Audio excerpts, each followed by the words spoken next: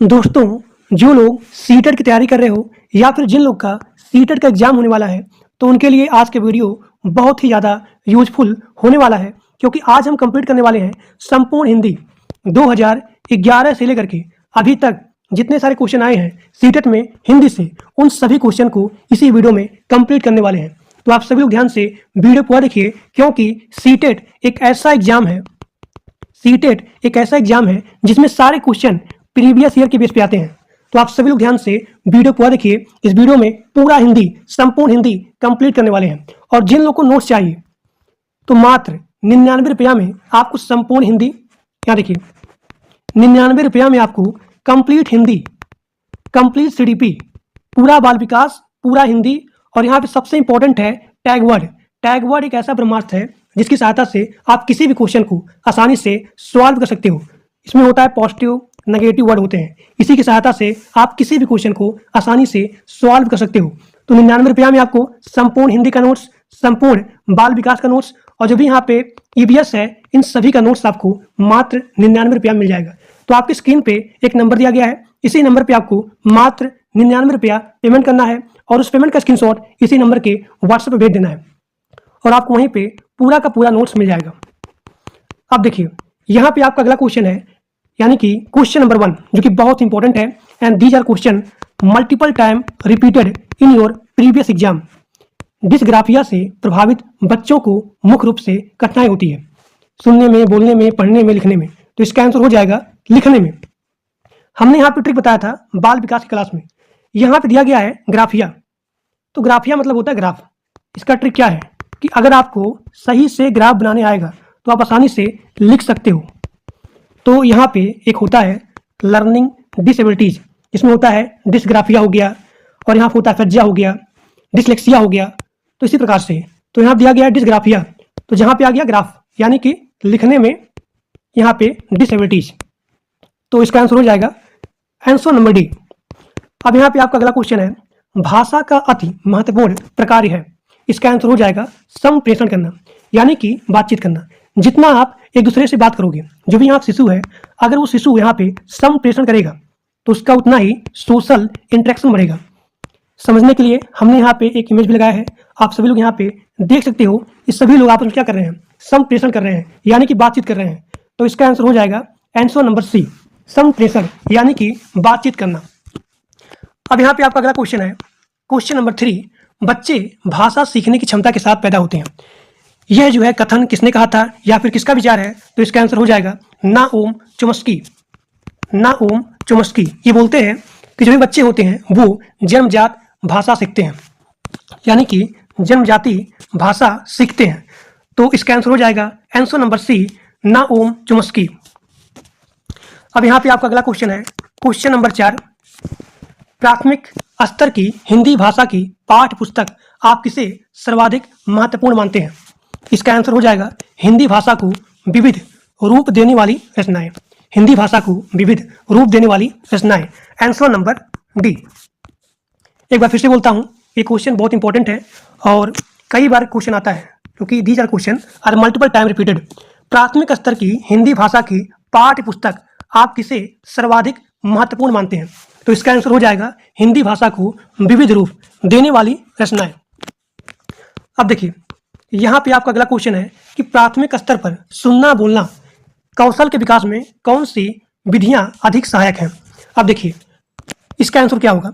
अगर हमको शिशु के प्राइमरी लेवल पर उसके सुनना और यहाँ पे बोलना, इसके स्किल को डेवलप करना है, इसके कौशल को हमको विकास करना है, तो हमको यहाँ पे अपनाना पड़ेगा भूमिका निर्वाह और यहाँ पे बातचीत करना।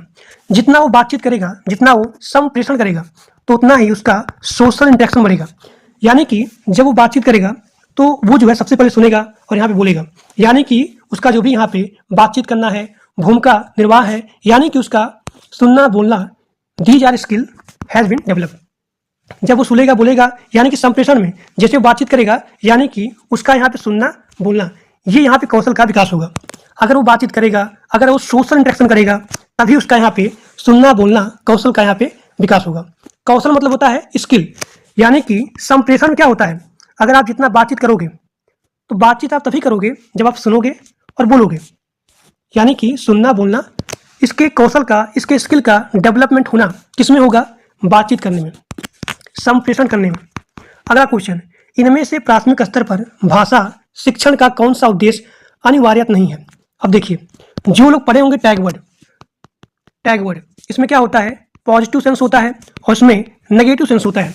अब यहाँ देखिए, क्वेश्चन में बोला गया है नेगेटिव सेंस कि प्राथमिक स्तर पर भाषा शिक्षण का कौन सा उद्देश्य अनिवार्य नहीं है। अब देखिए, अनिवार्य नहीं है यानी कि हमको यहाँ पे जो भी यहाँ पे ऑप्शन दिया गया है उन सभी ऑप्शन में हमको नेगेटिव सेंस देखना है। पहला ऑप्शन, विभिन्न संदर्भों में प्रयुक्त शब्दों के सही अर्थ ग्रहण करना, ये भी यहाँ पे पॉजिटिव है। विभिन्न संदर्भों और स्थितियों में अपनी बात व्यक्त करने की कुशलता का विकास करना, ये भी यहाँ पे पॉजिटिव है। अब देखिए ऑप्शन नंबर डी, मानवीय मूल्यों का विकास करना, ये भी यहाँ पे पॉजिटिव है। लेकिन यहाँ पे ऑप्शन नंबर सी है कि भाषा के अलंकारिक प्रयोग की क्षमता का विकास करना, तो ये यहाँ पे आ गया नेगेटिव सेंस। अलंकारिक प्रयोग, अलंकारिक जो यहाँ शब्द है यही बता रहा है नेगेटिव सेंस, तो इसका आंसर हो जाएगा ऑप्शन नंबर सी, भाषा के अलंकारिक प्रयोग की क्षमता का विकास। एक बार फिर से बोलता हूँ क्वेश्चन को कि इनमें से प्राथमिक स्तर पर भाषा शिक्षण का कौन सा उद्देश्य अनिवार्य नहीं है? तो इसका आंसर हो जाएगा भाषा के अलंकारिक प्रयोग की क्षमता का विकास, ऑप्शन नंबर सी।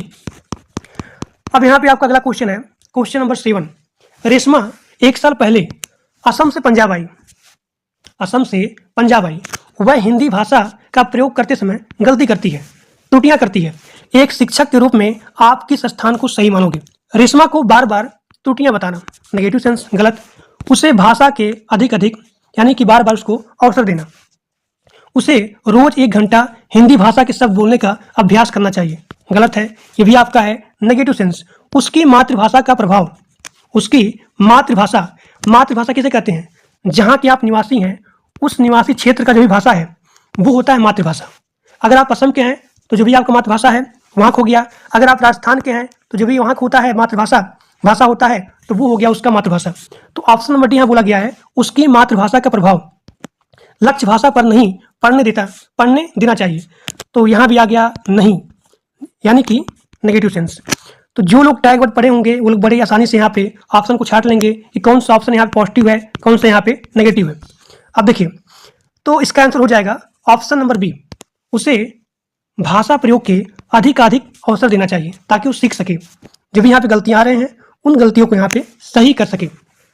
तो इसका आंसर हो जाएगा ऑप्शन नंबर बी। सभी लोग ध्यान से वीडियो पूरा देखिए क्योंकि सारे क्वेश्चन प्रीवियस ईयर के हैं जो कि बहुत इंपॉर्टेंट है। यही सारे क्वेश्चन आपके हिंदी में आएंगे, एक सिंगल क्वेश्चन क्लास के बाद नहीं आएगा, क्योंकि सीटेट में जितने सारे क्वेश्चन आते हैं वे सभी क्वेश्चन प्रीवियस ईयर के बेस पे होते हैं।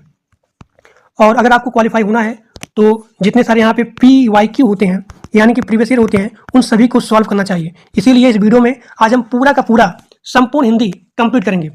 देखिए क्वेश्चन नंबर 8, लेखन कुशलता का विकास करने में सबसे महत्वपूर्ण है, सबसे कम महत्वपूर्ण है। एक सेकंड, यहाँ देखिए, लेखन कुशलता का विकास करने में सबसे कम।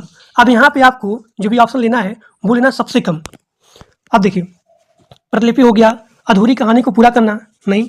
अगर आप यहाँ पे अधूरी कहानी को पूरा करेंगे यानी कि जो भी आपका यहाँ पे लेखन कुशलता है ये यहाँ पे ज़्यादा होगा। कहानी, कविता आदि का सृजनात्मक लेखन यहाँ भी ज़्यादा होगा। आंखों देखी घटनाओं को लिखना यानी कि यहाँ भी आपका लेखन कुशलता ज़्यादा होगा। लेकिन क्वेश्चन बोला गया है कि लेखन कुशलता का विकास करने में सबसे कम महत्वपूर्ण है, तो इसका आंसर हो जाएगा प्रतिलिपि। इसका मतलब होता है कॉपी पेस्ट करना। तो अगर आप यहाँ पे कॉपी पेस्ट करेंगे यानी कि जो भी आपका लेखन कुशलता है वो यहाँ पे कम होगा, तो इसका आंसर हो जाएगा ऑप्शन नंबर ए। अब यहाँ पे आपका अगला क्वेश्चन है, पढ़ना कौशल में सबसे ज़्यादा महत्वपूर्ण है, पढ़ना कौशल में सबसे ज़्यादा महत्वपूर्ण है, इसका आंसर क्या होगा बताइए। क्वेश्चन नंबर 9, ऑप्शन दिया गया है, शब्दों वाक्यों को शुद्ध रूप से उच्चारित करना, केवल अक्षर पहचानना, तेज गति से पढ़ना, संदर्भ अनुसार अर्थ ग्रहण करना। यानी कि जो भी आप पढ़ रहे हो तो पढ़ने के साथ साथ आप उसके अर्थ को भी समझो, तो यही होता है पढ़ना का सबसे अच्छा स्किल। तो इसका आंसर हो जाएगा ऑप्शन नंबर डी, यानी कि जो भी आप पढ़ रहे हो तो पढ़ने के साथ साथ आप उसका अर्थ भी निकाल सको। क्वेश्चन नंबर 10, सुलेखा ने पाठ को पढ़ाते हुए जीवन को जिंदगी पढ़ा। अब देखिए, सुलेखा मान लीजिए एक स्टूडेंट है, वो पाठ को पढ़ाते हुए जीवन को जिंदगी पढ़ा। अब यह इस ओर संकेत करता है कि उसे अक्षरों की पहचान भ्रम में हो जाता है। देखिए, अगर बच्चा यहाँ पे गलती कर रहा है तो आपको उसको डिमोटिवेट नहीं करना है, यानी कि नेगेटिव सेंस में नहीं करना है, आपको हमेशा पॉजिटिव सेंस में लेके आना है। अगर उसने जीवन को जिंदगी पढ़ा, यानी कि उसे अक्षरों की पहचान में भ्रम हो जाता है, गलत। उसे केवल आ गया, गलत। सुलेखा ध्यान से नहीं पढ़ती है, नहीं आ गया, गलत। वह अक्षर पहचान के बजाय अर्थ को समझते हुए पढ़ रही है। तो इसका आंसर हो जाएगा डी, यानी कि वो जो भी यहाँ पे गलती कर रही है, यानी कि वो सीख रही है तभी गलती कर रही है, यानी कि वह अक्षर पहचान के बजाय अर्थ को समझते हुए पढ़ रही है। तो इसका आंसर हो जाएगा आंसर नंबर डी। अब यहाँ पे आपका अगला क्वेश्चन है, क्वेश्चन नंबर 11, बहुभाषिक कक्षा में बच्चों की भाषाएं। अब देखिए, बहुभाषिक कक्षा किसे कहते हैं? अगर कक्षा में एक ऐसी कक्षा जिसमें एक से ज्यादा भाषा सिखाई जाती हूँ, तो ऐसे कक्षा को बोला जाता है बहुभाषिक, यानी कि मल्टी लैंग्वेज। एक कक्षा में एक से ज्यादा यहाँ पे लैंग्वेज सिखाया जाता है, यानी कि बहुभाषिक हो गया। तो बहुभाषिक कक्षा में बच्चों की भाषाएं संसाधन के रूप में कार्य कर सकती है। इसका आंसर हो जाएगा यस, ऑप्शन नंबर ए। ठीक, अब यहाँ पे आपका अगला क्वेश्चन, मैंने चाट खाई फिर मैंने हंसी। मैंने चाट खाई फिर मैंने हंसी, शर्मिला का यह भाषा प्रयोग मुख्यतः किस ओर संकेत करता है? देखिए, नियमों का अति सामान्यीकरण, नियमों का अति सामान्यीकरण। इसका आंसर हो जाएगा ऑप्शन नंबर बी, व्याकरणिक नियमों की जानकारी ना होना। मैंने बताया था टैग वर्ड में, यहाँ पे जो भी आया है ना होना, यानी कि यहाँ पे नेगेटिव सेंस है। तो व्याकरणिक नियमों की जानकारी ना होना गलत है। भाषा प्रयोग में असावधानी गलत है। भाषा की समझ ना होना, ये भी यहाँ पे नेगेटिव सेंस है। तो जो भी यहाँ पे नेगेटिव सेंस है ये यहाँ पे गलत होगा, गलत गलत, यानी कि जो भी आपका यहाँ पे आंसर होगा ऑप्शन नंबर बी होगा। अब देखिए, अब यहाँ पे आपका अगला क्वेश्चन है, सुनीता अपनी कक्षा को बाहर मैदान में ले आती है और पर्यावरण पर आधारित कविता पाठ का कार्य करती है। तो सुनीता का उद्देश्य क्या है? तो इसका आंसर हो जाएगा कि मैदान के प्राकृतिक वातावरण के साथ संबंध जोड़ते हुए कविता को समझने का अवसर देना। अब देखिए, जो इसका आंसर हो गया ऑप्शन नंबर बी हो गया। आप जानते होंगे जो भी यहाँ पे एनसीएफ है, एनसीएफ, तो एनसीएफ खुद ही बोलता है कि बच्चों को स्कूलीकरण से लेकर के, जो भी यहाँ पे स्कूलीकरण है, जो भी यहाँ पे आपका पुस्तकीय ज्ञान है, उससे बाहर निकालो, बाहर के वातावरण से लिंक करो। तो इसीलिए आपका जो भी यहाँ पे ऑप्शन होगा ऑप्शन नंबर बी होगा, मैदान के प्राकृतिक वातावरण के साथ संबंध जोड़ते हुए कविता को समझने का अवसर देना। लिखित कार्य की जांच करना आपको, तो केवल आ गया यहाँ पे, गलत है। बच्चे ज्यादा गलतियां ढूंढना सीख जाते हैं, गलत है, नेगेटिव सेंस, यानी कि ऑप्शन सी या फिर ऑप्शन डी, इन दोनों में कोई ना कोई यहाँ पे ऑप्शन सही होगा, यानी कि जो भी यहाँ पे ऑप्शन है सही है वो है बच्चों को दूसरों के हस्तलिखित सामग्री को पढ़ने का अवसर मिलना, और यहाँ पे अवलोकन, जब यहाँ पे एक बच्चा दूसरे बच्चे के हस्तलिखित समझता है, पढ़ता है, तो उसको यहाँ पे अवलोकन क्षमता के विकास का अवसर मिलता है। तो इसका आंसर हो जाएगा option number C, answer number C. अब यहाँ पे आपका अगला क्वेश्चन है, क्वेश्चन नंबर 15, स्वलीन विकार। स्वलीन विकार यानी कि आर्टिस्टिक डिसऑर्डर में बच्चा क्या करता है? देखिए, स्वलीन का मतलब क्या होता है? स्वलीन का मतलब होता है, यहाँ देखिए इमेज में, यहाँ पे एक ग्रुप है, एक समूह है, एक ग्रुप है, एक सेमिनार है, एक सोशल है। तो स्वलीन का मतलब होता है, स्वलीन का मतलब होता है अगर बच्चा सारा चीज जानता है लेकिन बोल नहीं पाता है, यानी कि अपनी बातों को किसी ग्रुप में, किसी सोशल में, किसी समूह में, किसी सेमिनार में या फिर किसी के सामने रख नहीं पाता है, कठिनाई होती है, तो उसे बोलते हैं स्वलीन, स्वलीन। तो इसका आंसर हो जाएगा सामाजिक अंतःक्रिया, सामाजिक अंतःक्रिया और संप्रेषण में कठिनाई का अनुभव करना। अपनी बातों को किसी ग्रुप में, किसी सेमिनार में, किसी समूह में अपनी बातों को अगर रख नहीं पाता है, कठिनाई होती है, तो उसे बोलते हैं स्वलीन विकार, यानी कि आर्टिस्टिक डिसऑर्डर। अब यहाँ पे आपका अगला क्वेश्चन है, क्वेश्चन नंबर 16, निम्नलिखित में से किस उद्देश्य के लिए प्राथमिक स्तर पर भाषा नहीं सीखी जाती है? देखिए, यहाँ पे आपका क्वेश्चन है नेगेटिव सेंस में, नहीं सीखी जा सकती है। तो क्वेश्चन नंबर 16 है और यहाँ पे ऑप्शन दिया गया है, जीवन की विभिन्न स्थितियों को साधना, भाषा का व्याकरण सीखना, मन की बात कहना सुनना, और यहाँ पे अपनी अनेक जरूरतों को पूरा करना। अब देखिए, यहाँ पे जो भी इसका उद्देश्य है वो है नेगेटिव सेंस में। अब भाषा को आप सीख सकते हो, जीवन की विभिन्न स्थितियों को साधना, ठीक, मन की बात कहना सुनना, ये भी आपका पॉजिटिव है, ये भी आपका पॉजिटिव है, अपनी अनेक जरूरतों को पूरा करना, ये भी आपका पॉजिटिव है। लेकिन व्याकरण में क्या होता है? व्याकरण नियम होता है। व्याकरण किसे कहते हैं? जहां पर नियमों की शुद्धता होती है, जहां पर नियमों की शुद्धता होती है उसे बोलते हैं व्याकरण। तो व्याकरण में नियम होता है, तो यहाँ पे क्वेश्चन नेगेटिव सेंस में है कि निम्नलिखित में से किस उद्देश्य के लिए प्राथमिक स्तर पर भाषा नहीं सीखी जाती है।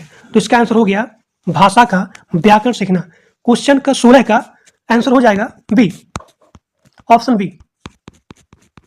अब यहाँ पे आपका अगला क्वेश्चन है, बताइए इसका आंसर क्या होगा।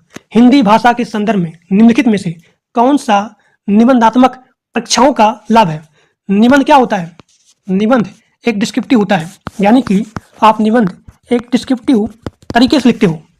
तो हिंदी भाषा के संदर्भ में निम्नलिखित में से कौन सा निबंध परीक्षाओं का लाभ नहीं है? लाभ है। जो भी आपका यहाँ क्वेश्चन है वो है पॉजिटिव सेंस में, परीक्षाओं का लाभ है, निबंधात्मक परीक्षाओं का लाभ है। तो इसका आंसर हो जाएगा इसके द्वारा, यहाँ देखिए जो भी आप शिशु है, इसके द्वारा इस बात का भी पता लगता है कि छात्र किस प्रकार से विचारों को संगठित यानी कि स्टोर करके लिख सकता है, स्टोर करके कलेक्ट करके लिख सकता है, यानी कि इसका आंसर हो जाएगा ऑप्शन नंबर ए।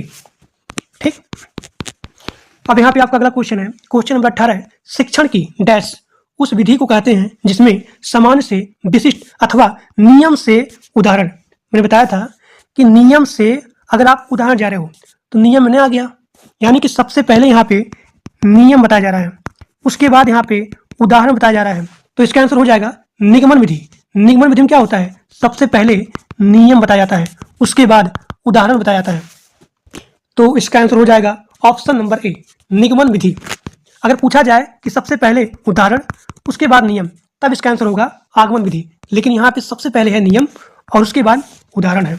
तो इसका आंसर हो जाएगा निगमन विधि।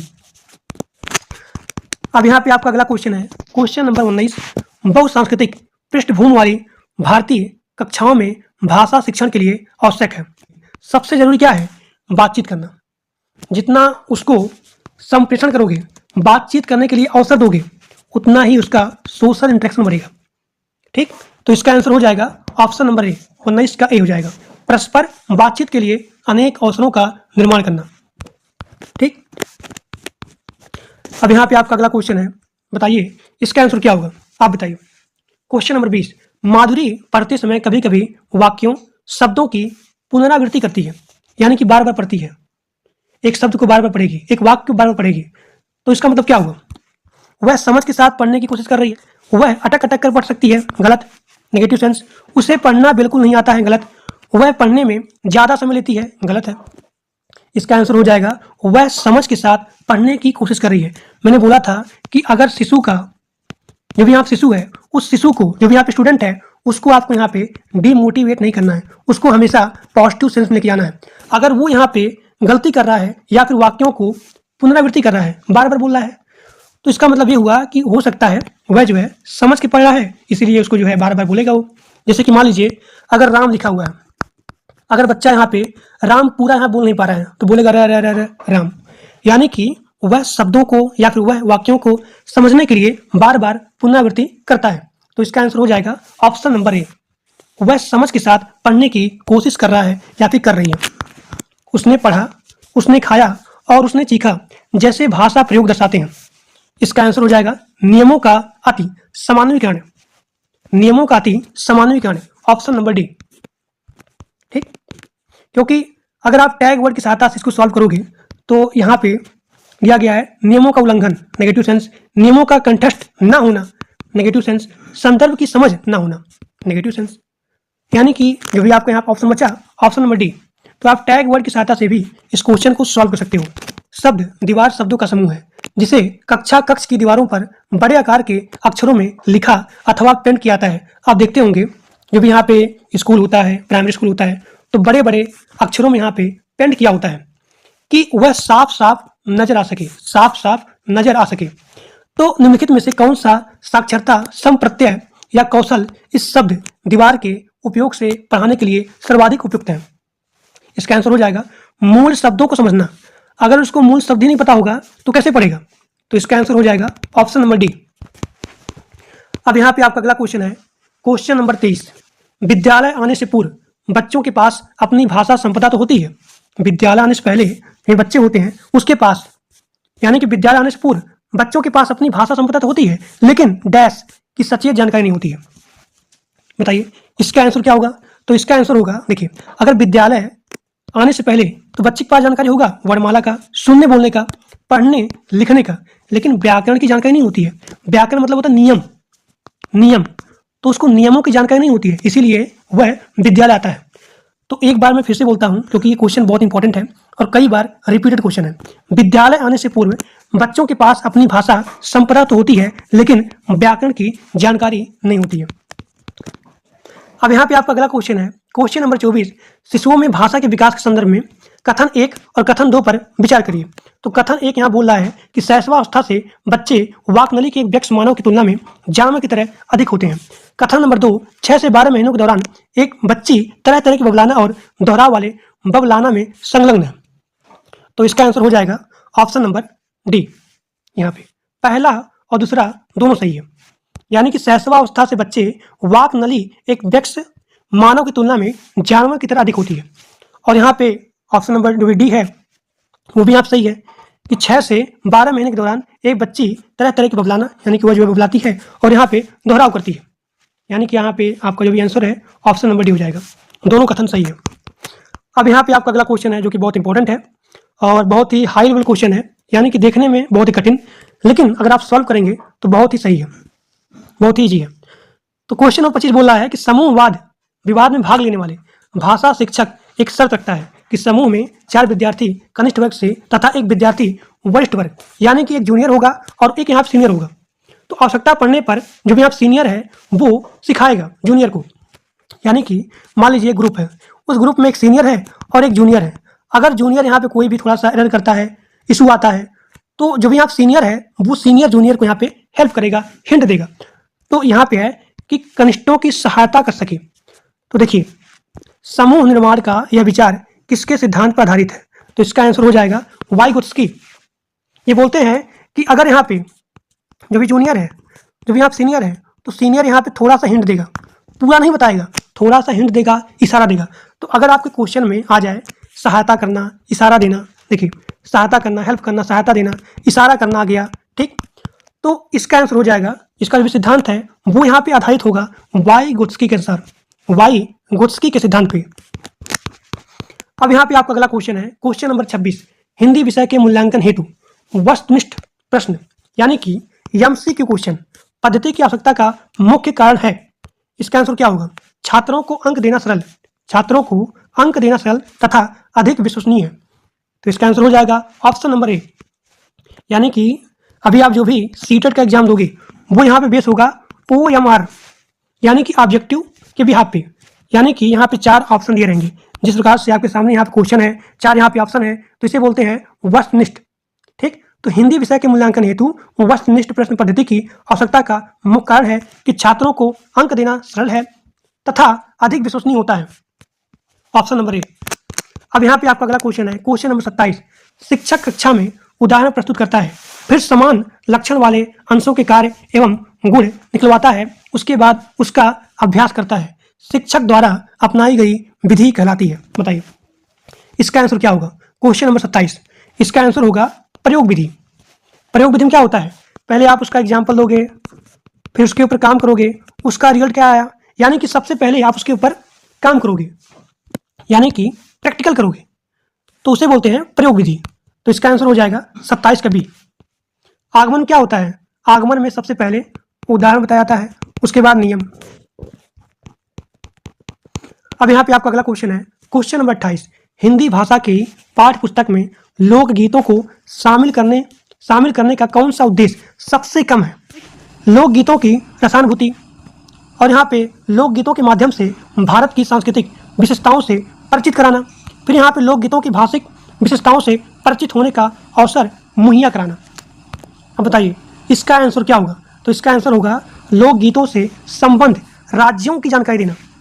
तो यहाँ पे नेगेटिव सेंस में होगा, यानी कि इसका आंसर हो जाएगा option number 1, option number A. अब यहाँ पे आपका अगला क्वेश्चन है, क्वेश्चन नंबर 29, भाषा की प्रकृति के संबंध में कौन सा कथन उचित नहीं है? अब देखिए यहाँ भी आपको उचित नहीं है बोला गया है, नेगेटिव सेंस लेना है। तो यहाँ पे भाषा की कठोरता से व्याकरणिक नियमों का, मैंने बताया था कि व्याकरण में क्या होता है, नियम होता है। भाषा क्या होता है? भाषा एक दूसरे के संनिग्ध में फूली फलती है। भाषा की सहायता से आप अपनी बातों को रख पाते हो। भाषा एक नियमबद्ध व्यवस्था है, ये भी पॉजिटिव है, ये भी पॉजिटिव है। भाषा का जितना अधिक प्रयोग किया जाएगा उतना ही अधिक पकड़ आपकी मजबूत होगी, तो ये भी आपका पॉजिटिव सेंस है। लेकिन क्वेश्चन बोला गया है नहीं, यानी कि नेगेटिव सेंस।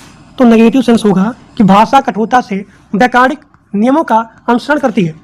तो जहाँ पे आ गया व्याकरण, तो व्याकरण क्या होता है? नियम होता है, यानी कि इसका आंसर हो जाएगा ऑप्शन नंबर 1। यहाँ देखिए, ये यहाँ पे सही होगा। अब यहाँ देखिए क्वेश्चन नंबर 30, प्राथमिक स्तर पर आप कहानियों कविताओं में किस पक्ष को सबसे ज़्यादा महत्वपूर्ण मानते हैं? बताइए, इसका आंसर क्या होगा? इसका आंसर हो जाएगा कहानियों व कविताओं का व्याकरणिक नियमों की जानकारी की दृष्टि से समृद्ध होना। Option number B, option number B. अब यहाँ पे आपका अगला क्वेश्चन है क्वेश्चन नंबर 31, जिन बच्चों को पढ़ने में कठिनाई होती है तो वो जो है प्रभावित होते हैं डिसलेक्सिया से। पढ़ने में बोला गया है, ट्रिक देखिए, एक यहाँ बच्चा है और वह जो है साबुन लक्स को लक्स नहीं बोल रहा है, लुक बोल रहा है, यानी कि इसका ट्रिक हो गया कि अगर यहाँ पे डिसलेक्सिया आएगा यानी कि पढ़ने में दिक्कत होगा बच्चे को, तो पढ़ने में कठिनाई यानी कि डिसलेक्सिया। अगर पूछा जाए लिखने में तो डिसग्राफिया, अगर पूछा जाए आकलन करने में यानी कि मापदंड करने में गणितीय विकार तो होगा डिसकैलकुलिया। यहाँ पे आपका ट्रिक होगा कैलकुलेटर, यानी कि यहाँ पे आपका हो गया गणितीय विकार। डिसलेक्सिया यानी कि पढ़ने में तो यहाँ होगा पठन विकार। डिसग्राफिया यानी कि लेखन विकार। अफेजिया यानी कि संप्रेषण यानी कि बातचीत के लिए। क्वेश्चन नंबर 32, विद्यालय की पाठचर्या सहगामी क्रियाएं ऐसी हों जो बच्चों को अवसर प्रदान करें। क्वेश्चन नंबर 32, इसका आंसर हो जाएगा भाषा प्रयोग। जितना वह जो है भाषा का प्रयोग करेगा उतना ही उसका सोशल इंटरेक्शन बढ़ेगा, सोशल इंटरेक्शन बढ़ेगा, यानी कि सुनेगा, बोलेगा, पढ़ेगा, लिखेगा। समूह प्रस्तुति के दौरान यदि किसी विद्यार्थी के द्वारा अनुचित व्यवहार किया जाता है तो अध्यापक को क्या करना चाहिए? देखिए, आपको हैंडल करना है। मान लीजिए आप टीचर हो और अगर यहाँ विद्यार्थी आपसे अनुचित व्यवहार करता है तो उसको आप डांटोगे नहीं, बोलोगे नहीं, ना ही किसी प्रिंसिपल से शिकायत करोगे और ना ही उसके गार्जियन से शिकायत करोगे, आपको खुद ही हैंडल करना है। तो यहाँ पे ऑप्शन दिया गया है समूची कक्षा के सामने उस पर चिल्लाना गलत, उससे सभी के सामने बात करना गलत, उसे कुछ नहीं कहेंगे ये भी गलत है। अब देखिए, इसका आंसर होगा उससे आप बात करेंगे, तो इसका आंसर हो जाएगा क्वेश्चन नंबर 33 का option number B, option number B. अब यहाँ पे आपका अगला क्वेश्चन है क्वेश्चन नंबर 34, एक ऑनलाइन उपकरण है जो नए शब्दों, उनके अर्थ, उच्चारण और वाक्य में प्रयोग का एक समुच्चय उपलब्ध कराता है। निम्नलिखित में से कौन सा कौशल इस ऑनलाइन उपकरण के प्रयोग द्वारा निर्मित किया जा सकता है? बताइए, इसका आंसर क्या होगा? तो इसका आंसर होगा कहानी में घटनाओं के बारे में अनुमान लगाना। कहानी में घटनाओं के बारे में अनुमान लगाना, तो इसका आंसर हो जाएगा ऑप्शन नंबर सी। जिन लोग को नोट्स चाहिए तो 99 रुपया में आप कंप्लीट नोट्स ले सकते हो, कंप्लीट हिंदी का, कंप्लीट सीडीपी का। 99 रुपया में पूरा हिंदी, कंप्लीट सीडीपी यानी कि बाल विकास, केबीएस का, सॉरी ईबीएस का, और यहाँ पे कंप्लीट टैग वर्ड, और टैग वर्ड की सहायता से आप सभी क्वेश्चन को आसानी से सॉल्व कर सकते हो। तो मात्र 99 रुपया में आप पूरे नोट्स को परचेज यानी कि खरीद सकते हो। आपके स्क्रीन पे एक नंबर दिया गया है, इसी नंबर पे आपको पेमेंट करना है और उस पेमेंट का स्क्रीनशॉट इसी नंबर के व्हाट्सएप पे भेजना है। अब यहाँ पे आपका अगला क्वेश्चन दिया गया है question number 35। Question number 35, Jharkhand के एक गाँव में रहने वाली एक शिक्षार्थी अपनी मातृभाषा और हिंदी जानती है। देखिए, मातृभाषा जानती है और यहाँ पे हिंदी जानती है, जो उसके घर और आस पड़ोस में बोली जाती है। वह विद्यालय में अंग्रेजी सीखती है। कौन सी भाषाएं भाषा अर्जन के यानी कि भाषा अर्जन के और कौन सी भाषाएं भाषा के अधिगम के अंतर्गत आती है? अब देखिए, यहाँ पे आपको समझना है, यहाँ पे दिया गया अर्जन, तो अर्जन का मतलब होता है कि जो भाषा मातृभाषा हो, यानी कि जो भाषा आप जानते हो, जो भाषा आप घर पे सीखते हो। यहाँ देखिए, मैं ऐसे बोलता हूँ अर्जन, यानी कि जो भाषा आपका मातृभाषा हो, तो इसका मातृभाषा हो गया। और जो भाषा ये खुद जानता है यानी कि घर सीखता है तो उसे बोलते हैं अर्जन। और जो भी यहाँ पे अधिगम होता है, अधिगम, तो अधिगम विद्यालय में सीखा जाता है, यानी कि आप घर से वो भाषा सीख नहीं सकते हो, तो अधिगम में आप बाहर यानी कि विद्यालय में सीखते हो, तो उसे बोलते हैं अधिगम। तो झारखंड के एक गांव में रहने वाली एक शिक्षार्थी अपनी मातृभाषा, अब देखिए अर्जन में आ गया इसका मातृभाषा और यहाँ पे हिंदी आ गया, और अधिगम में आ गया अंग्रेजी। अब यहाँ पे ऑप्शन दिया गया है मातृभाषा और हिंदी भाषा अर्जन के अंतर्गत आती है। सही बात है, मातृभाषा और हिंदी ये दोनों आ गया अर्जन के। ऑप्शन 1 सही है। अंग्रेजी भाषा अधिगम के अंतर्गत आती है। सही बात है, क्योंकि अंग्रेजी भाषा आप सीखने जा रहे हो विद्यालय, तो ये भी आपका सही है।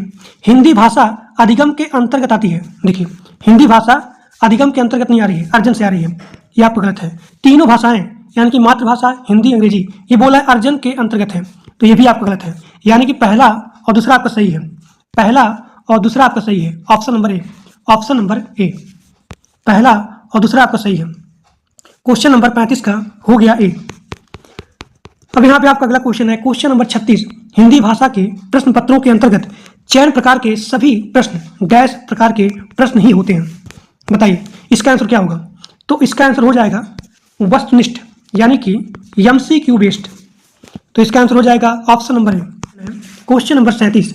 मौखिक अभिव्यक्ति में स्वाभाविकता बनाए रखने में, मौखिक अभिव्यक्ति में स्वाभाविकता बनाए रखने के अंतर्गत निम्नलिखित में से कौन सा सर्वाधिक महत्वपूर्ण है? अब बताइए क्वेश्चन नंबर 37 का कौन सा ऑप्शन सही है? बताइए, जो लोग लाइव देख रहे हैं वो लोग बताएंगे इसका कौन सा ऑप्शन सही है। देखिए, मौखिक अभिव्यक्ति में आपका हो जाएगा सरल और यहाँ पे सहज भाषा का प्रयोग। क्वेश्चन नंबर 37 का बी, सरल और यहाँ पे सहज भाषा का प्रयोग। अब यहाँ पे आपका अगला क्वेश्चन है, क्वेश्चन नंबर 38। नाटक शिक्षण में सतत और व्यापक मूल्यांकन के लिए निम्नलिखित में से कौन सा सर्वाधिक महत्वपूर्ण है? अब देखिए, नाटक शिक्षण में क्या लिखित परीक्षा होता है? गलत। नाटक शिक्षण में क्या मुख्य संवादों को सुंदर रूप से लिखना होता है? गलत। पात्रों का चरित्र चित्रण लिखना होता है? गलत। तो इसका आंसर हो जाएगा पढ़े गए नाटक का मंचन होता है। अब यहाँ पे आपका अगला क्वेश्चन है, क्वेश्चन नंबर 39। हिंदी भाषा शिक्षण में उपचारात्मक शिक्षण यानी कि सबसे अच्छा शिक्षण की विधि कौन सी नहीं है? कौन सी नहीं है, ये आपको ध्यान देना है कि जो भी क्वेश्चन है वो किस सेंस में बात कर रहा है, पॉजिटिव कर रहा है या फिर नेगेटिव कर रहा है। तो हिंदी भाषा शिक्षण में उपचारात्मक शिक्षण की विधि नहीं है। तो अगर मान लीजिए किसी बच्चे को कोई प्रॉब्लम होती है, समझ नहीं आता है, ये बच्चा कमजोर है, क्या उसके लिए हमको व्यायाम करना चाहिए? गलत। तो इसका आंसर हो जाएगा ऑप्शन नंबर बी, 2। क्योंकि उपचारात्मक शिक्षण में क्या होता है, आप अतिरिक्त कक्षाएं लगा सकते हो, गोष्ठियां कर सकते हो या फिर विशिष्ट अभ्यास कर सकते हो, लेकिन अगर उसको नहीं आ रहा है तो आप उसको व्यायाम नहीं कराओगे। इसीलिए इसका आंसर हो जाएगा ऑप्शन बी। अब यहाँ पे आपका अगला क्वेश्चन है, क्वेश्चन नंबर 40। Question number 40। मातृभाषा आधारित बहुभाषावाद यानी कि जहाँ पे मल्टी लैंग्वेज होती है, किसकी अनुशंसा करता है? अब देखिए, सभी बच्चों की विद्यालय शिक्षा की शुरुआत अंग्रेजी माध्यम और घर की भाषा में होनी चाहिए। गलत है। मातृभाषा का मतलब क्या होता है? जो आपका खुद का भाषा होता है, जो मतलब जहाँ पे आप रहते हो, तो वो जो भाषा होता है उसे बोलते हैं मातृभाषा। यानी कि जो आप घर पे सीखते हो, जो आप अपने क्षेत्र में सीखते हो, जो भी आपका नेटिव लैंग्वेज होता है उसे बोलते हैं मातृभाषा। तो सभी बच्चों की विद्यालय शिक्षा की शुरुआत अंग्रेजी माध्यम से या फिर घर की भाषा में होनी चाहिए। तो यहाँ पे आ गया अंग्रेजी माध्यम, यानी कि गलत। यहाँ हो गया नेगेटिव सेंस। सभी बच्चे अपनी प्रथम भाषा के रूप में हिंदी का अध्ययन करते हैं। अब ऐसा नहीं है कि मेरा मातृभाषा केवल हिंदी होती है, गलत है। सभी बच्चों की विद्यालय शिक्षा उनकी मातृभाषा के आधार पर या घर की भाषा में शुरू होनी चाहिए जहाँ की वो हैं। ठीक, तो इसका आंसर हो जाएगा ऑप्शन नंबर सी, 40 का ऑप्शन नंबर सी हो जाएगा। अब देखिए, यहाँ पे अगला क्वेश्चन है, क्वेश्चन नंबर 41। पाठ्य सामग्री बोधगम्यता के संदर्भ में निम्नलिखित में से कौन सा गलत कथन है? अब यहाँ पे दो टर्म है, एक है स्कीमिंग और एक है स्कैनिंग। तो स्कीमिंग क्या होता है और यहाँ पे स्कैनिंग क्या होता है? तो स्कैमिंग में जो बच्चे होते हैं वो पढ़ते हैं गहराई के रूप में, यानी कि अगर आप पठन कर रहे हो बहुत ही गहराई, बहुत ही डीप में, तो उसे बोलते हैं स्कीमिंग। और जब यहाँ बोला जाए स्कैनिंग, तो स्कैनिंग क्या होता है? सरसरी तौर पे पढ़ा जाता है। तो इसका आंसर हो जाएगा 41 का डी, ऑप्शन नंबर डी। तो ये आपका हो गया 41 का ऑप्शन नंबर डी।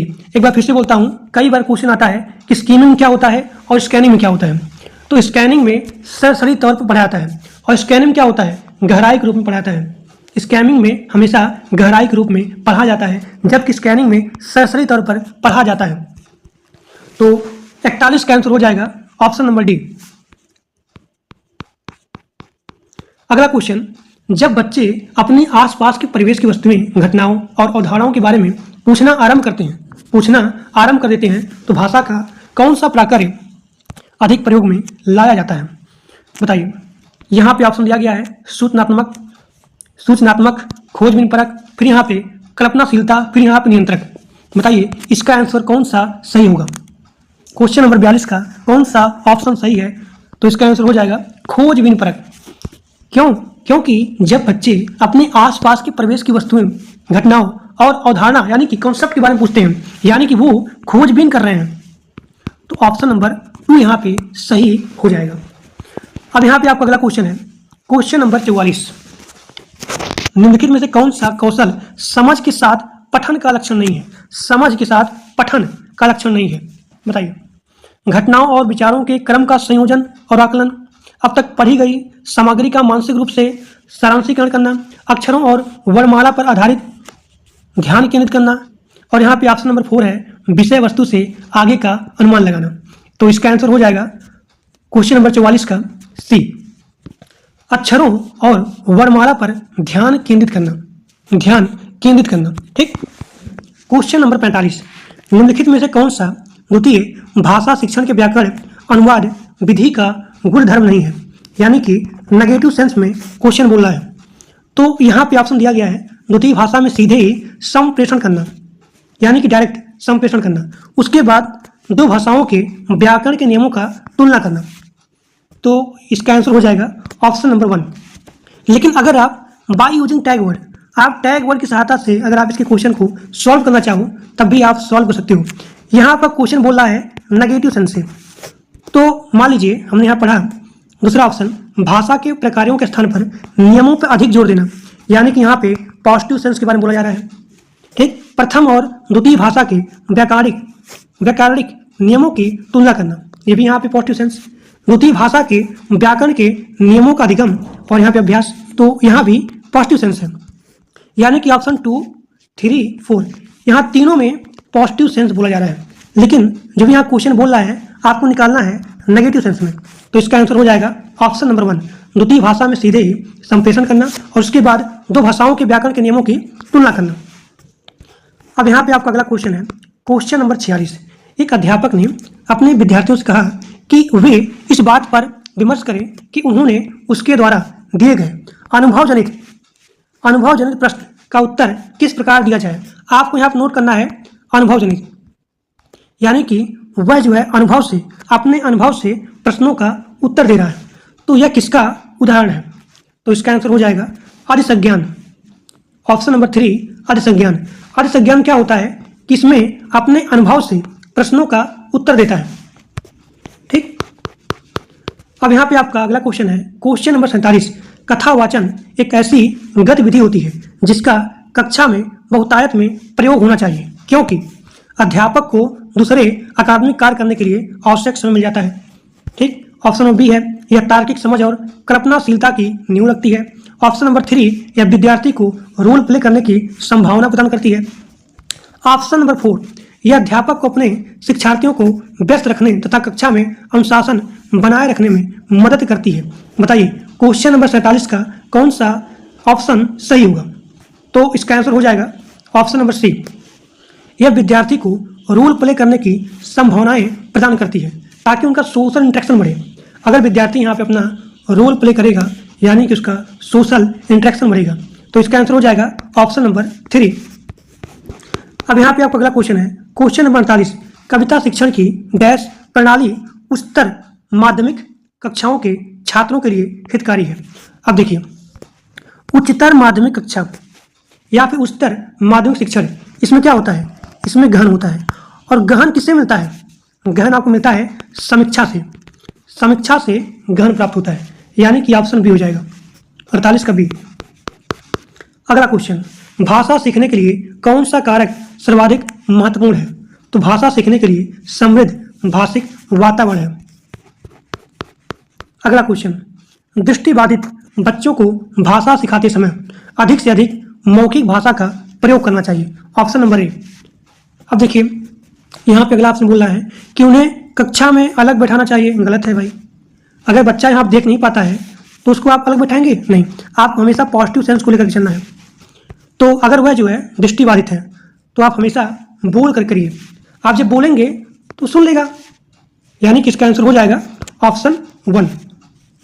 और अगर आप यहाँ पे बाय यूजिंग टैग वर्ड की सहायता से अगर आप क्वेश्चन को सॉल्व करना चाहते हो तो आप यहाँ भी देख सकते हो क्वेश्चन जो भी यहाँ पे इसका ऑप्शन 3 है, उन्हें विभिन्न भाषिक गतिविधियों में शामिल नहीं करना चाहिए। नेगेटिव सेंस, गलत। कम पाठों वाली पाठ्य पुस्तक का निर्माण किया जाना चाहिए, गलत है भाई।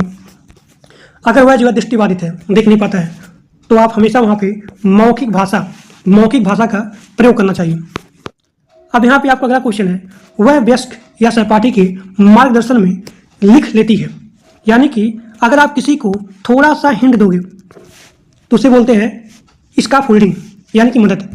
और अगर पूछा जाए किसके सिद्धांत के बेस पर आधारित है, यानी कि किसी को हिंट देना, किसी को हेल्प करना, किसी को इशारा करना, किसी को संकेत देना, तो हमने बताया था आपको वाइगोत्स्की का सिद्धांत। ये बोलते हैं हमेशा संकेत के बारे में कि बच्चे को थोड़ा सा संकेत दे दो, सहायता कर दो, हिंट कर दो, लेकिन पूरा मत बताओ, ठीक। तो इसका आंसर हो जाएगा ऑप्शन बी। अब यहाँ पे आपका अगला क्वेश्चन है, भाषा अर्जन केवल तभी घटित होता है जब।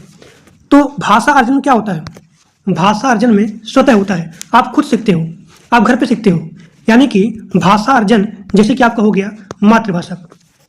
भाषा अर्जन का मतलब होता है परिवेश, एक्सपोजर। तो इसका आंसर हो जाएगा भाषा अर्जन केवल तभी घटित होता है जब बच्चों को भाषा का परिवेश यानी कि एक्सपोजर दिया जाए, ऑप्शन 1। अब यहाँ पे आपका अगला क्वेश्चन है, निम्नलिखित में से कौन सा कथन पाठ्य पुस्तक के बारे में सही है? अब देखिए, ऑप्शन नंबर 1, पाठ्य पुस्तक का स्थान कोई दूसरा नहीं ले सकता है। नेगेटिव सेंस, गलत। पाठ्य पुस्तक का अध्यापक और विद्यार्थियों के लिए एकमात्र साधन है। नेगेटिव सेंस, गलत। अब देखिए, यह पाठ्य चर्चा में उल्लिखित उद्देश्यों को प्राप्त करने में सहायता प्रदान करती है। ये सत्र के लिए शैक्षिक गतिविधियों की योजना है। बताइए इसका आंसर क्या होगा? इसका आंसर हो जाएगा, यह पाठ्य चर्चा में उल्लिखित उद्देश्यों को प्राप्त करने में सहायता प्रदान करती है, ऑप्शन नंबर 3। अब यहाँ पे आपका अगला क्वेश्चन है, क्वेश्चन नंबर 54। आप कक्षा 5 के अध्यापक हैं, आपने विद्यार्थियों को पाठ्य सामग्री अच्छी तरह से पढ़ने के लिए कहा है। उसके बाद आप संदर्भ और प्रसंग को ध्यान में रखते हुए प्रश्नों के उत्तर देने के लिए कहते हैं। इस प्रक्रिया के द्वारा आप विद्यार्थियों को किस तरह पठन के लिए प्रोत्साहित कर रहे हो? बताओ। अगर वह जो है संदर्भ और यहाँ पे प्रसंग दोनों पे ध्यान देना है, तब यहाँ क्या होगा? तब यहाँ होगा गहन। अगर आप गहन से, डीप से पढ़ेंगे तो आप संदर्भ और यहाँ पे प्रसंग दोनों पे ध्यान दे पाएंगे, यानी कि वह विद्यार्थी को गहन पठन पर प्रोत्साहित कर रहा है। अगला क्वेश्चन नंबर 55। किसी पाठ्य सामग्री से विशिष्ट सूचना निकालने के उद्देश्य से गहन पूर्वक या गहराई से उस पाठ्य सामग्री को पढ़ने का कौशल डैशबोर्ड है। बताइए इसका आंसर क्या होगा? इसका आंसर हो जाएगा स्थानीय। Question number 56। आप हिंदी के अध्यापक हैं और आपकी नियुक्ति पंजाब के किसी प्राइमरी स्कूल में जाती है। यानी कि आप हिंदी के टीचर हैं और आपकी नियुक्ति होती है पंजाब के प्राइमरी स्कूल में। चूंकि आप स्थायी भाषा नहीं जानते हैं, जहाँ पे आपकी नियुक्ति हुई है, आप वहाँ के मातृभाषा के बारे में, वहाँ के लैंग्वेज के बारे में नहीं जानते हैं, तो आपको क्या करना चाहिए? बताइए। आप वहाँ के मातृभाषा नहीं जानते हैं, नेटिव लैंग्वेज नहीं जानते हैं, तो आपको क्या करना चाहिए? बताइए। आप सभी लोग सामने यहाँ पे ऑप्शन दिया गया है, देखिए इसका आंसर हो जाएगा ऑप्शन 3, बच्चों की भाषा को एक संसाधन के रूप में प्रयोग करना। यानी कि बच्चों की भाषा को एक संसाधन के रूप में प्रयोग करना चाहिए और शिक्षण आरंभ करना चाहिए, ठीक। अब यहाँ पे आपका अगला क्वेश्चन है, क्वेश्चन नंबर 57। व्याकरण पढ़ाने का निगमनात्मक उपागम अनुशंसा करता है, तो हमें सबसे पहले क्या स्टार्ट करना चाहिए, क्या शुरुआत करना चाहिए? देखिए, निगमनात्मक में क्या होता है? सबसे पहले नियम होता है, उसके बाद उदाहरण होता है। तो हमें सबसे पहले नियम प्रस्तुत करना चाहिए, ऑप्शन नंबर सी। तथ्यों से कहीं आगे जाकर के अनुमान लगाने का तरीका क्या है? इसका आंसर हो जाएगा पाठ्य सामग्री का विस्तार, एक्स्ट्रापोलेशन, पाठ्य सामग्री का विस्तार। Question number 59। कक्षा में मातृभाषा को स्थान न देना किस विधि की विशेषता है? इसका आंसर हो जाएगा डायरेक्ट विधि। डायरेक्ट विधि। अगला क्वेश्चन, व्याकरण शिक्षा के संदर्भ में कौन सा कथन सही है? इसका आंसर हो जाएगा बच्चे परिवेश में उपलब्ध भाषिक प्रयोग के आधार पर स्वयं की भाषा के नियम बनाने की क्षमता रखते हैं। ठीक, ऑप्शन 3। अगला क्वेश्चन, भाषा की पाठ्य पुस्तक में ऐसे पाठ रखे जाएं जो, अब बताइए इसका आंसर कौन सा होगा? क्वेश्चन नंबर 61 बताइए। देखिए, भाषा की पाठ्य पुस्तक में ऐसे पाठ रखे जाएं जो बच्चों के परिवेश से जुड़े हों। बच्चों के परिवेश से जुड़े हों। जब शिक्षार्थी पहली बार विद्यालय आते हैं, उन्हें अपनी मातृभाषा की भरपूर नॉलेज होती है। अध्यापक अंग्रेजी या किसी अन्य भाषा की कक्षा में शिक्षार्थियों की मातृभाषा का इस्तेमाल कैसे कर सकते हैं? बताइए इसका आंसर क्या होगा?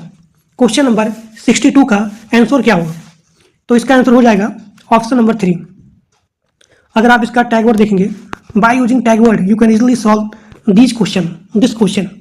ऑप्शन 1 बोल रहा है अध्यापक कक्षा की समान भाषा से पढ़ाना आरंभ करें। समान भाषा से, फिर शिक्षार्थी को अपनी भाषा का इस्तेमाल करने दें। गलत है। अध्यापक को केवल आ गया, गलत है। अध्यापक को वही भाषा बोलना चाहिए जिसे अपनी शिक्षार्थियों को पढ़ाना है। गलत है। ये भी यहाँ पे नेगेटिव सेंस है, क्योंकि जो भी बच्चा होता है उस बच्चे को उसके मातृभाषा में पढ़ाना चाहिए। तो इसका आंसर हो जाएगा ऑप्शन 3। अध्यापक बच्चों को उनकी इच्छा अनुसार भाषा का इस्तेमाल करने की अनुमति दे और वह स्वयं भी समान भाषा बोल सकता है। तो क्वेश्चन 62 का हो जाएगा ऑप्शन 3। अगला क्वेश्चन, वाइगोत्स्की के अनुसार जो बच्चे डैश का व्यापक उपयोग करते हैं वे अन्य बच्चों की तुलना में जटिल कार्यों को अधिक प्रभावी ढंग से सीखते हैं। इसका आंसर हो जाएगा सी, यानी कि निजी भाषण। अब यहाँ पे आपका अगला क्वेश्चन है, कक्षा में कुछ बच्चे गलत वर्तनी का प्रयोग करते हुए गलत लिखते हैं। अब देखिए, हम लोग जब छोटे थे तो बहुत सारे टीचर क्या करते थे, जैसे हम लोग लिखेंगे गलत तो तुरंत वो लोग गोला मारेंगे। तो गोला नहीं मारना चाहिए। यहाँ देखिए ऑप्शन दिया गया है, शब्दों को 10 बार सही तरीके से लिखने के लिए बोलेंगे। कि मान लो अगर हमको मान लीजिए अगर यहाँ शिशु है, शिशु, अगर उसको राम बोला जाए लिखने के लिए, वो राम को काम लिखता है, तो पहले के टीचर या फिर अब भी बोलते हैं कि तुम बार बार राम लिखो, राम राम राम राम राम। तो ऐसा नहीं करना चाहिए। तो इसीलिए ऑप्शन 2 यहाँ पे गलत है। बच्चों को उनकी त्रुटियों का एहसास कराएंगे। गलत, नेगेटिव सेंस। गलत वर्तनी वाले शब्दों पर लाल स्याही से घेरा या फिर क्रॉस लगाएंगे। गलत, ऐसा आपको नहीं करना है। इसका आंसर हो जाएगा ऑप्शन 1। इसे एक सहज और स्वाभाविक प्रक्रिया मानते हुए कक्षा में प्रिंट समृद्ध का निर्माण करेंगे। ठीक, अगला क्वेश्चन नंबर 65 बताइए, संप्रेषणात्मक भाषा शिक्षण के संबंध में कथन 1 और कथन 2 पर विचार करिए। शिक्षक की भूमिका सामान्यतः वाचन के लिए मॉडल होने के बजाय एक संसाधक मॉनिटर की है। सही है। ठीक, कथन 2 बोल रहा है शिक्षार्थियों को सीखने के व्यक्तिवादी उपागम के आधार पर कक्षा की गतिविधियों में भाग लेना पड़ता है। बताइए इसका आंसर क्या होगा? सही है। कथन 1 और कथन 2 दोनों सही है। अगला क्वेश्चन नंबर 66, राष्ट्रीय शिक्षा नीति 2020 शास्त्रीय भाषाओं के अध्ययन की अनुशंसा किस रूप में करती है? किस रूप में करेगी? इसका आंसर हो जाएगा 1, विद्यालयी शिक्षा के मिडिल और माध्यमिक चरण के दौरान अतिरिक्त विकल्प के रूप में। ठीक, अगला क्वेश्चन, रजनी पहली कक्षा में पढ़ती है, वह मुझे खेलना बहुत पसंद है, मैं घर आई आदि वाक्यों का प्रयोग करती है। अब देखिए, यानी कि रजनी यहाँ पे गलत बोल रही है या फिर गलत वाक्यों का प्रयोग कर रही है। अब बताइए इसके बिहाफ पे कौन सा आंसर होगा, कौन सा ऑप्शन यहाँ पे सही होगा? तो यहाँ बोला गया है वह केवल गलत, वह केवल गलत। यहाँ बहुत आसान है, टैग वर्ड की सहायता से आप किसी भी क्वेश्चन को आसानी से सॉल्व कर सकते हो। वह केवल सर्वनाम, केवल आ गया गलत, केवल गलत, केवल गलत, यानी कि ऑप्शन 1 आपका यहाँ पे सही होगा। यानी कि रजनी लिंग, वचन, क्रिया आदि की दृष्टि से सर्वनाम का प्रयोग करना जानती है। ठीक, ऑप्शन 1। अगला क्वेश्चन नंबर 68, उपचारात्मक शिक्षण का उद्देश्य क्या है? बताओ। छात्रों का पिछड़ापन दूर करना। छात्रों में जो भी यहाँ इशू है उसके अंदर कमी है उसको दूर करना। ठीक, तो इसका आंसर हो जाएगा 2। अगला क्वेश्चन, दृश्य श्रव्य यानी कि देख भी रहे हो और सुन भी रहे हो, तो यह कथन किसका है? तो क्रो एवं क्रो का है, ऑप्शन 2। क्वेश्चन नंबर 70, बच्चों में लेखन की कौशल की समझ का विकास किया जा सकता है कहानी बोलकर, श्यामपट पर लिखवाकर, निबंध लिखवाकर, यानी कि इसका आंसर हो जाएगा ऑप्शन डी, ऑप्शन 4। ठीक, अगला क्वेश्चन, राधिका अक्सर लड़का को लका, कमाई होने लगी को कमाई होगी, लिखना जैसी गलतियां करती है, तो यह जो है किसका संकेत है? यानी कि लड़का को लका बोलेगी और कमाई होने लगी को लिखती है कमाई, कमाई होगी, यानी कि उसने यहाँ पे होनी यहाँ पे कैंसिल कर दिया। अब यह जो किसका संकेत है? राधिका ध्यान से नहीं लिखती है, नेगेटिव सेंस, गलत। उसके लेखन के स्तर में सुधार की आवश्यकता है, गलत। मैंने बोला था कि अगर यहाँ पे विद्यार्थी कोई भी गलती करेगा तो आपको उसको डिमोटिवेट नहीं करना है, आपको हमेशा पॉजिटिव सेंस में ले करके चलना है। राधिका को मात्राओं का ज्ञान नहीं है, गलत। तो इसका आंसर हो जाएगा ऑप्शन डी, राधिका के विचारों की तेज गति के साथ उसकी लेखनी नहीं चल पाती है, तो इसका आंसर हो जाएगा 4। अगला क्वेश्चन, ये सारे क्वेश्चन बहुत इंपॉर्टेंट है और जो लोग पूरा क्लास देखेंगे मैं आपको गारंटी देता हूं कि हिंदी से एक सिंगल क्वेश्चन क्लास से बाहर नहीं आएगा। 2011 से लेकर के अभी तक जितने क्वेश्चन आए हैं उन सभी क्वेश्चन को हम इसमें कंप्लीट करने वाले हैं। द्विभाषता और स्लैश उपलब्धियों का गहरा सकारात्मक संबंध पाया जाता है, बताइए। इसका आंसर हो जाएगा विद्युत। ठीक, आंसर नंबर सी। अब यहाँ पे आपका अगला क्वेश्चन है, प्राथमिक स्तर पर पढ़ाते समय आप हिंदी भाषा संबंधी किस पक्ष पर सर्वाधिक बल देंगे? अगर आप प्राइमरी लेवल पर पढ़ा रहे हो हिंदी तो आपको किस पे फोकस ज़्यादा करना है? इसका आंसर हो जाएगा भाषा प्रयोग पर, भाषा प्रयोग पर। अगला क्वेश्चन, मौखिक भाषा का आकलन स्लैश पर सर्वाधिक बल देता है, बताइए। इसका आंसर क्या होगा? तो विचारों की क्रमबद्धता। अगर यहाँ पे हमको मौखिक भाषा में आकलन करना है तो क्रमबद्धता होना चाहिए, क्रमबद्धता होना चाहिए विचारों की। ठीक, अगला क्वेश्चन, हम भाषा के माध्यम से स्लैश और स्लैश भी कर सकते हैं, बताइए। हम भाषा के माध्यम से सोच भी सकते हैं और महसूस भी कर सकते हैं, यानी कि आंसर नंबर 1 सही है। अगला क्वेश्चन, हिंदी भाषा सिखाने का दायरा इतना बड़ा होना चाहिए कि उससे नाता ना टूटे, बताइए। इसका आंसर क्या होगा? भाषा प्रयोग से, भाषा प्रयोग से। अगला क्वेश्चन, प्राथमिक स्तर पर भाषा सीखने सिखाने में बाल साहित्य मदद करता है क्योंकि, बताइए। इसका आंसर क्या होगा? क्वेश्चन नंबर 77 का आंसर क्या होगा? प्राथमिक स्तर पर भाषा सीखने सिखाने में बाल साहित्य का मदद करता है क्योंकि वह भाषा की रंगतें प्रस्तुत करता है। ये क्वेश्चन बहुत इंपॉर्टेंट है और कई बार क्वेश्चन रिपीट हुआ है। बहुत लोग इसका आंसर मानते हैं ऑप्शन सी, लेकिन गलत है। इसका आंसर होगा ऑप्शन डी, वह भाषा की रंगतें प्रस्तुत करता है। ठीक, अगला क्वेश्चन, बताइए। इस क्वेश्चन का आंसर क्या होगा? कक्षा 1 में लिखना कहाँ से प्रारंभ होता है? चित्र बनाने से, ऑप्शन नंबर सी। अगला क्वेश्चन 79, बताइए। इसका आंसर क्या होगा? भाषा कौशलों के बारे में आप किस विचार से सहमत हैं? तो ये एक दूसरे से अंतः संबंधित होते हैं। अगला क्वेश्चन, पाठ्य पुस्तकों में रचनाएं एक वातावरण निर्मित करती हैं और अभ्यास में स्लैश उनसे गहराई से स्लैश और व्यापक अनुभव स्तर से स्लैश का मौका देती है, बताइए। यहाँ पे ऑप्शन दिया गया है जानने, परखने और जुड़ने। परखने, जुड़ने, यहाँ पे जुड़ने नहीं है, परखने जुझने हैं। जानने, यहाँ देखिए ऑप्शन सी जो है जानने जुड़ाने है ना, यहाँ पे मिस टाइप है, यहाँ पे आपको सही करना है जुझने, जुझने। यहाँ भी जुझने आ गया, ये गलत, ये गलत। तो इसका आंसर हो जाएगा परखने, जुड़ने और यहाँ पे तादात्म्य। ठीक, ऑप्शन बी। अब यहाँ पे आपका अगला क्वेश्चन है, बताइए इसका आंसर क्या होगा? प्राथमिक स्तर की पाठ्य पुस्तक में दिए गए प्रश्नों को ध्यान से पढ़िए। अगर तुम पापा की जगह होती तो ठेला कहाँ लगाती? बताइए, ऐसा तुमने क्यों तय किया?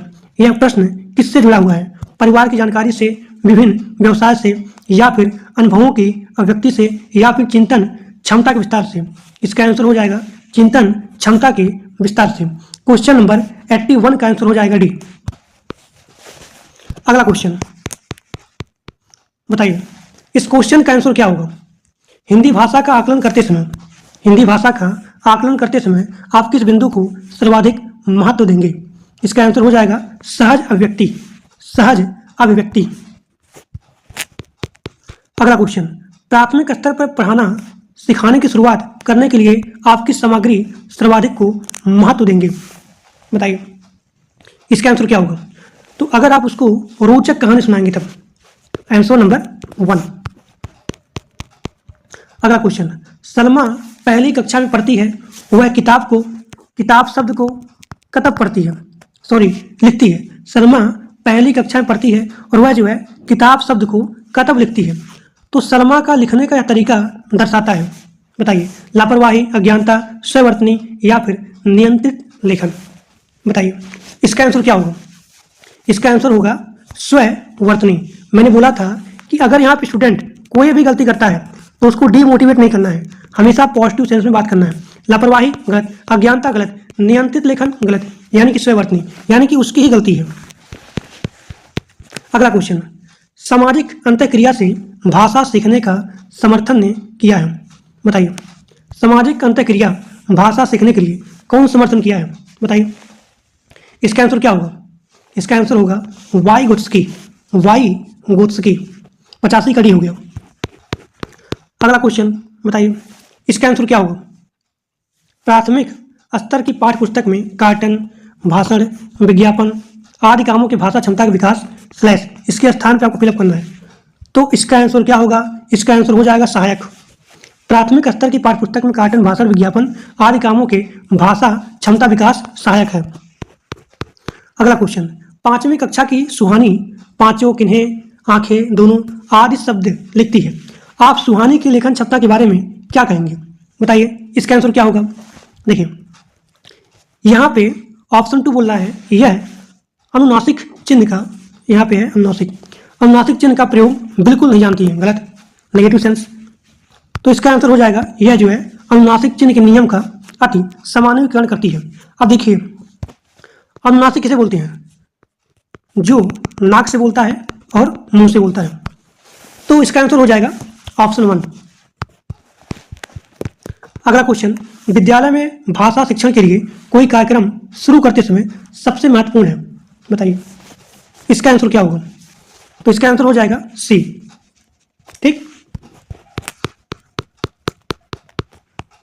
अगला क्वेश्चन, कई बार बच्चे जब स्कूल आते हैं तो यह भाषाओं को और बोलने की लैस होती है, समझने, पढ़ने, लिखने, रटने। बताइए तो इसका आंसर हो जाएगा समझने की। जब समझेगा तभी पढ़ेगा तभी बोलेगा। ठीक। तो इसका आंसर हो जाएगा ऑप्शन 1, 89 का ए। अगला क्वेश्चन, किसी विषय को सीखने का मतलब है स्लैश, यहाँ पे आपको फिलअप करना है कुछ सीखना, उसकी स्लैश को सीखना। तो इसका आंसर हो जाएगा अवधारणा और यहाँ पे विषय वस्तु, यानी कि अगर आपको किसी सब्जेक्ट को सीखना है तो कम से कम उसकी बेसिक नॉलेज और उसका विषय वस्तु होना चाहिए, यानी कि उसका जो भी यहाँ पे कॉन्सेप्ट है वो आपको पता होना चाहिए। अवधारणा मतलब होता है कॉन्सेप्ट। तो इसका आंसर हो जाएगा बी। अगला क्वेश्चन 91, प्राथमिक स्तर पर बच्चों की भाषा का आकलन करने का उद्देश्य है। यहाँ करने हैं, गलत है, आकलन करने का उद्देश्य है। बताइए प्राथमिक स्तर पर बच्चों की भाषा आकलन करने का उद्देश्य क्या होता है? इसका आंसर हो जाएगा सी, उसके भाषा प्रयोग की क्षमता का आकलन करना, उसके भाषा प्रयोग की क्षमता का आकलन करना। अगला क्वेश्चन, इनमें से कौन सा भाषा आकलन में सबसे कम, अब यहाँ पे आपको ध्यान देना है, सबसे कम प्रभावी तरीका है? बताइए तो इसका आंसर हो जाएगा श्रुतलेख।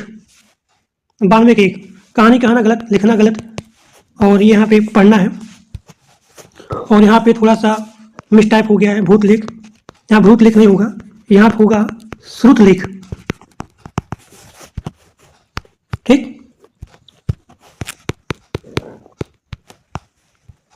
अगला क्वेश्चन, बच्चों को पढ़ाए गए पाठ से जोड़ते हुए शिक्षक द्वारा निजी अनुभवों को व्यक्त करने वाले प्रश्न निम्न में से किस भाषा को कौशल का मूल्यांकन करते हैं? बताइए। इसका आंसर क्या होगा? तो इसका आंसर होगा समझ का कौशल। जब समझेगा तब वो सभी चीजों को कर सकता है। ठीक, अगला क्वेश्चन बताइए, इसका आंसर क्या होगा? निकिता अपनी कक्षा के बच्चों को मौखिक अभिव्यक्ति के अवसर देने के लिए अनेक क्रियाकलाप करती है। आप निम्नलिखित में से सबसे ज्यादा प्रभावी किसे मानते हैं? इसका आंसर हो जाएगा विभिन्न परिस्थितियों में संवाद। अगर यहाँ पे संवाद करेगा तभी बोलेगा, तभी यहाँ पे सुनेगा, बोलेगा, पढ़ेगा, लिखेगा। तो आपको यहाँ पे ध्यान देना है कि मौखिक बोलेगा भी, क्रियाकलाप भी करेगा, तो ये सारी चीजें आती है संवाद में। अगर वो संवाद करेगा, अगर वो सम्मेषण करेगा, अगर वो बातचीत करेगा, तो ये सारी चीजें आ जाएंगी। यानी कि विभिन्न परिस्थितियों में संवाद अदायगी करना। Option number D. ठीक, अगला क्वेश्चन है बोली के संबंध में आपको विचार करना है कथन 1 और कथन 2 में। बताइए इसका आंसर क्या होगा? कथन 1 पढ़िए और कथन 2 पढ़िए। बताइए, यहाँ पे ऑप्शन दिया गया है, इसका आंसर क्या होगा? बताइए फटाफट। 95 का। देखिए, कथन 1 बोल रहा है किसी देश के एक हिस्से में बोली जाने वाली विविध भाषाओं में से एक प्रकार की जो क्षेत्रीय बोली के रूप में जानी जाती है। सही है, बोली के संबंध में। और यहाँ पे एक समान शैक्षिक पृष्ठभूमि वाले लोगों द्वारा विविध प्रकार की उपयोग की जाने वाली भाषा में से एक प्रकार की बोली के रूप में नहीं जानी जाती है। यहाँ बोला गया जानी जाती है, लेकिन गलत है। तो ऑप्शन 1 यहाँ पे केवल सही है, यानी कि इसका आंसर हो जाएगा ऑप्शन 1, 95 का ए हो जाएगा। अगला क्वेश्चन, बहुभाषावाद शिक्षा का एक ऐसा साधन है जिसका उद्देश्य होता है शिक्षण अधिगम के लिए शिक्षार्थियों की भाषाओं का उपयोग करना। ठीक, ऑप्शन नंबर ए। अगला क्वेश्चन, वाइगोत्स्की के अनुसार जब कोई बच्चा या फिर बच्ची भाषा की मदद से अपने स्वयं के कार्यों को निर्देशित करता है, लेकिन वह दूसरे की भाषा को सुन नहीं पाता है। यानी कि खुद का वाला काम हो जाता है, लेकिन दूसरे की भाषा को श्रव्य सुन नहीं पाता है। तो इसका मतलब क्या हुआ? बताइए। 97 का आंसर क्या होगा? बताइए सभी लोग, जो लोग लाइव देख रहे हैं बताइए इसका आंसर क्या होगा? इसका आंसर होगा आंतरिक भाषण। अगर वह जो है खुद में प्रॉब्लम होता, स्वयं में प्रॉब्लम होता, तो आप लगाते निजी, लेकिन दूसरों के लिए श्रव्य नहीं है, यानी कि आंतरिक भाषण, मन में ही बोलना। अगला क्वेश्चन, इनमें से कौन से बहुभाषावाद के लाभ हो सकते हैं? बताइए। आप सभी लोग के सामने यहाँ पे ऑप्शन दिया गया है, बहुभाषावाद यानी कि मल्टी लैंग्वेज।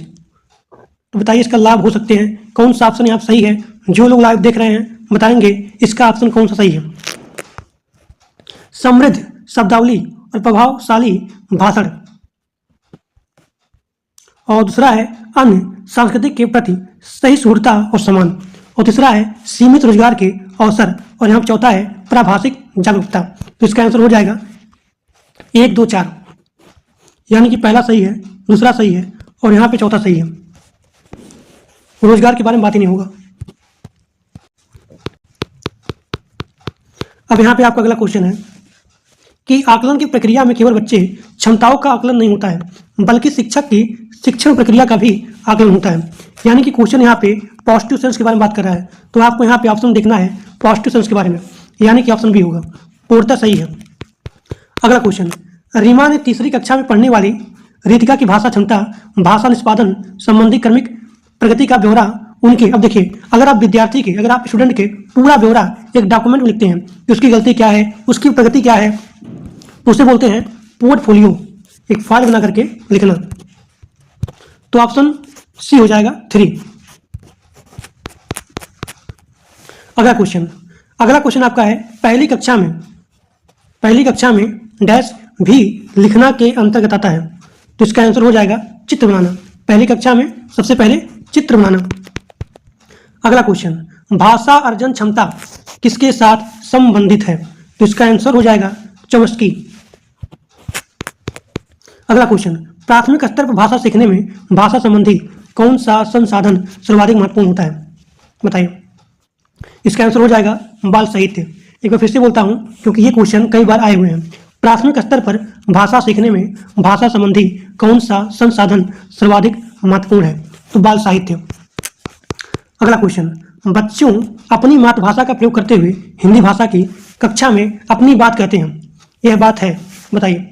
इसका आंसर हो जाएगा स्वाभाविक, क्योंकि वो जो है अपनी बात कहते हैं, स्वाभाविक।